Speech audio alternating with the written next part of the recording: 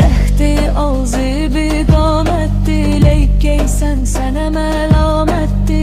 Rahi eşqində gör dəyanətimi, yaxşı saxla mənim əmanətimi. Qoyma naməhrəmi hərimə gözlə, etibarı dəyanətini özlə. Demə ki getdi bunları bilməz, dəhi bir də bu aləmə gəlməz. Gökyüyündə qaldı fəhm eylər, həftə bə həftə ruhuma söylər.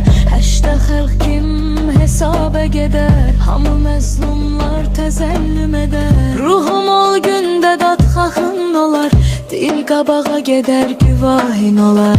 Olarsan dil yanında şərməndə, olarsan əşrara sərəfkəndə. Tuti kimdir asan bu sözə qulaq olur, gözdən uzaq könüldən iraq.